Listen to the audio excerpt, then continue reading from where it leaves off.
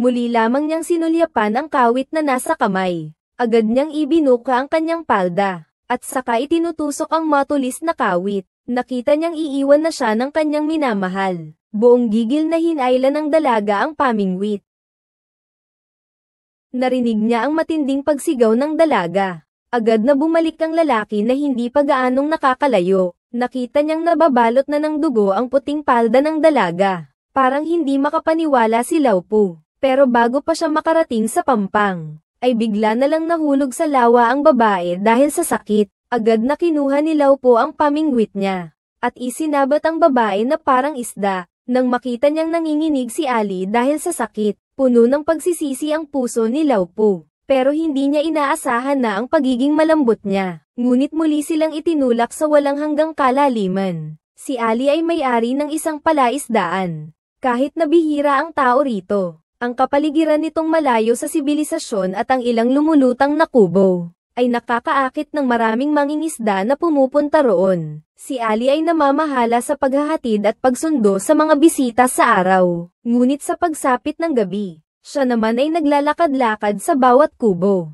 Nagbibigay siya ng karagdagang serbisyo sa mga mangingisdang nangangailangan. Bilang isang taong ipinanganak na pipi, hindi niya maiwasan na pagtawanan ng mga customer pagkatapos ng bawat serbisyo. Hindi naman pwedeng libre lang yun, di ba? Sabi niya, sige, makinig ka. Sanay na si Ali sa pang-iinis ng mga customer. Ayaw na sana niyang pansinin ang lalaki.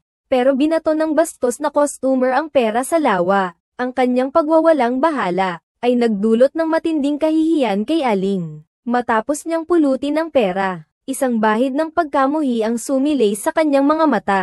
Pag-uwi, agad niyang pinatuyo ang pera. Ngunit ni Katiting ay hindi hamupa ang kanyang sama ng loob. Sa halip, lalong tumindi ang galit sa kanyang puso. Kaya naman, habang abala ang mga bisita, naglabas siya ng kamay mula sa lawa.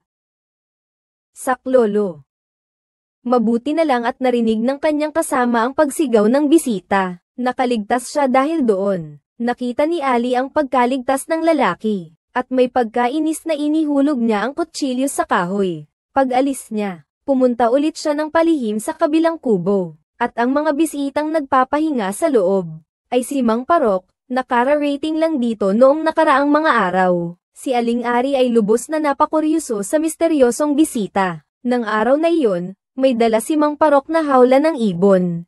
At ang kanyang ora ay kitang-kita ang pagkakaiba sa ibang mga mangingisda. Umupo siya sa tapat ni Aling Ari at hindi nagsalita. Walang bahid ng emosyon ang kanyang mga mata. Sa mga sumunod na araw, ni minsan ay hindi siya nagpatawag ng serbisyo. Hindi maiwasang hindi magkaroon si Ali ng kaunting paghanga sa kanya. Ngunit unti-unti niyang natuklasan na si Mang Park ay palaging nag-iisa at umiiyak sa kanyang kwarto. Sa tuwing ganito, ay agad na nagiging alalahanin ang mga mata ni Ali. Nakatunganga siyang nakaupo sa tabi ng lawa, na puno ng pag-aalala kay Mang Park, pero ang hindi niya inaasahan.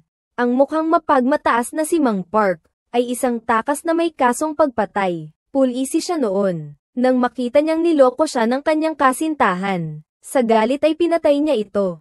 Bagamat agad siyang nagtago sa palaisdaan, hindi niya makaiwas ang paninisi ng kanyang konsensya. Kaya isang gabi, ang lubhang nahihirapan na si Mang Parok ay nagpas siyang magpakamatay bilang pagpapatawad sa kanyang kasalanan.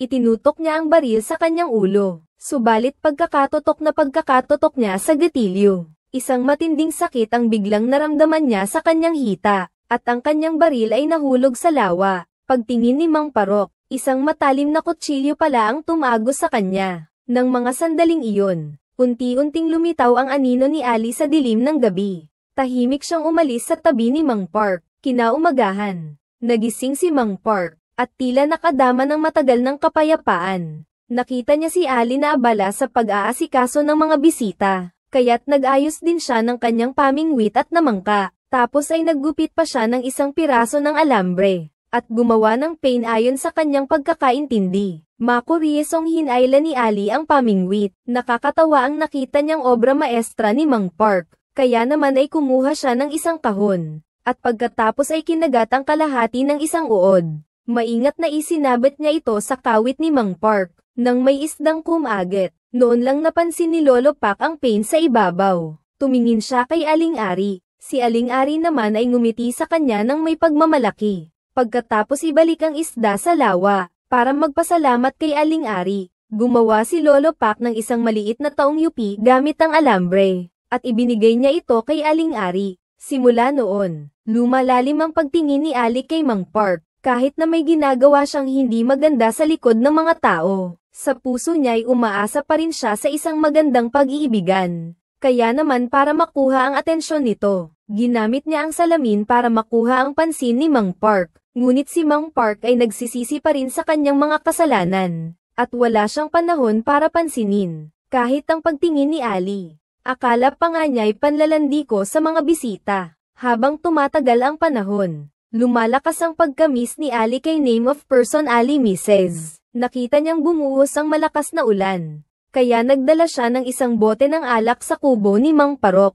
Uminom silang dalawa sa labas. Ngunit hindi inaasahan, pagkaraan ng ilang inuman, itinulak ni Mang Parok si Ali sa lupa dahil sa kalasinggan. Nagalit si Ali sa biglaang ginawa niya. Kahit pa gusto niya si Mang Par, hindi ibig sabihin noon ay pwede na siyang mang-abuso sa kanya. At si Mang Par naman ay lubos na nadismaya ng mabaigo siya. Ang serbisyong tinatamasa ng iba, ay siya lang ang hindi nabibigyan. Kaya naman, galit na tinawag ni Mang Par ang isang babae. Nang malaman ni Ali ang pakay ng babae, parang may gumuhit na naman ng kaunting sama ng loob sa puso niya. Kahit labag sa loob niya, pinapanta pa rin niya ang tao. At kay Mang Park naman, sa ulan, na nagpupumilit pa rin magpa-deliver ng pagkain. Ang kanina pa naiinis na dalaga ay lalong nandidiri. Pero si Mang Park, wala siyang ginawa. Pinaghanda lang niya ng kape ang dalaga. Tapos ay umupo na lamang sa gilid at tahimik na naglaro ng alambre. Nakita niya itong gumawa ng isang magandang bisikleta gamit ang alambre. Kaya naman ay inalis ng dalaga ang singsing. At ipinagawa sa matandang si Park na paliitin ito ng kaunti. Hindi tumanggi si Mang Park. Ilang simpleng galaw lamang ay naayos na niya ito sa tamang laki. Nakita ang pambihirang talento ni Mang Park. Ang dalaga ay hindi mapigil ang magkaroon ng kaunting paghanga sa kanya. Nagsisiyahan silang dalawa sa pag-uusap, at tuluyan nilang nakalimutan ang napagkasundo ang oras. Nang dumating na ang pimp, sinuntok niya ng may galit si Mang Park, dahil sa sobrang tagal ng babae. Naaapektuhan na ang ibang mga customer na naghihintay. Dali-dali niyang sinama ang babae, at paulit-ulit na minumura si Mang Park habang paalis. Pero ilang araw lang ang nakalipas, ay muling nagpunta ang dalaga. May pagtingin na pala siya kay Mang Park. Samantala, dahil sa bakasyon, ay nag-ayos ng husto ang dalaga. Biglang naging maganda at kaaya-aya ang kanyang aura. Wala na ang dating-dating amoy masa. Nang makita ko silang dalawa ni Mang Park na masaya at bagay na bagay, si Ali, sa gilid, ay galit na galit. Ang sama ng tingin niya, parang gusto nang punitin ang tao. Bakit hindi ka pa umaalis? Parang hindi narinig ni Ali. Wala siyang balak umalis. Nang dumating ang gabi, sumulpot siya mula sa ilalim ng tabla. Nakita niyang nagsusugal si Mang Park. Dahan-dahan uling umatras si Ali. Ngunit puno ng kalungkutan ang mga mata niya. Kinabukasan, tinanggihan ng dalaga ang bayad ni Mang Par. Si Mang Par ang gusto niya, hindi ang trabaho. Hindi ako ang dapat tumanggap ng bayad na iyan. Bago umalis, nagpaalam siya kay Mang Par na tila ayaw pang magpaalam. Ang malisyosong kilos ay nagpasiklab kay Aling Ali. Pero ibinigay ni Miss kay Aling Ali ang perang binigay sa kanya ni Mang Par. Salamat po, ate. Para raw maibsan ang kalungkutan ng matandang lalaki. Nakaramdam si Aling Ali ng matinding kahihiyan. Pareho naman silang may hindi magandang trabaho. Pero kailangan pa nitong magpakita ng pagkaawa kay Mang Par. Lalo siyang nagalit si Aling Ali. Kanina pa niya gustong paalisin ang dalaga. Pagkatapos ay dali-daling pumasok sa kubo ni Mang Park. At doon niya ibinuhos ang kanyang sama ng loob at hinanakit. Kinagat siya ni Mang Park hanggang sa madyugo ang bibig. Sandali siyang natigilan at hindi maunawaan ang intensyon ni Aling Ari. Nang araw ding iyon, may ilang pulis na biglang dumating sa palaisdaan. Hinahanap nila ang mga tumakas na sospek. Akala ni Mang Parok na nahuli na siya. Ngunit ang hindi niya inaasahan, ay mas nagmamadali pa ang isang kulot ang buhok kaysa sa kanya. Dahil pareho pala sila ni Mang Parok. na mga kriminal na nagtatago sa pulis. Dahil wala nang ibang takasan ng kulot, ay sinaksak niya ang isang pulis at tumalon sa lawa.